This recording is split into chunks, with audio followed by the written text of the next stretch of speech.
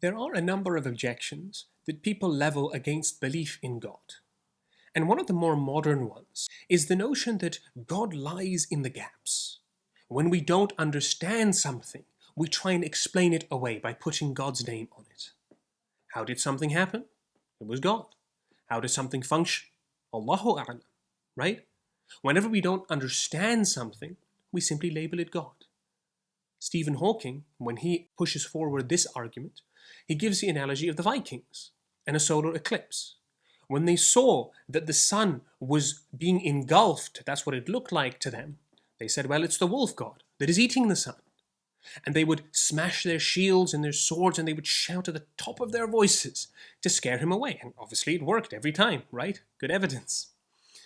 But this argument, when it is applied to the modern and certainly Abrahamic concept of God, it falls well short because it stems from a fundamental misunderstanding of what we mean when we say God, what we are talking about when we say Allah subhanahu wa ta'ala.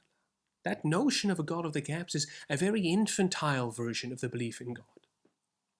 The best way to draw this distinction is painted by Professor John Lennox, Oxford University professor of mathematics.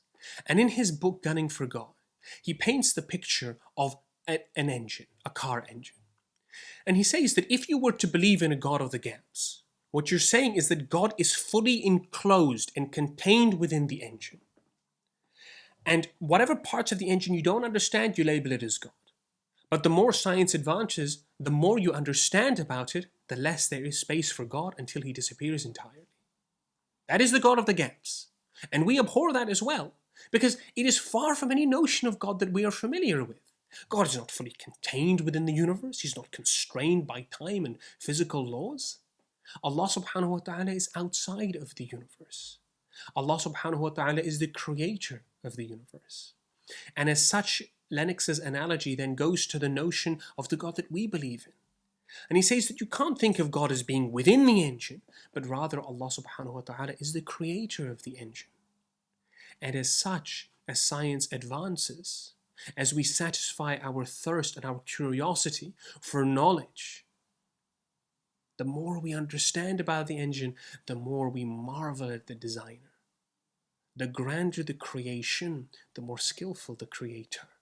And we look at the Quran, or at the Bible, or at other scriptures, and how they tell us to think about the world, to marvel at it. One of the great cures for a lack of spirituality is to look at the stars. This was Einstein's insight, that one of the reasons why we looked for laws in the first place was because we knew there was a lawgiver.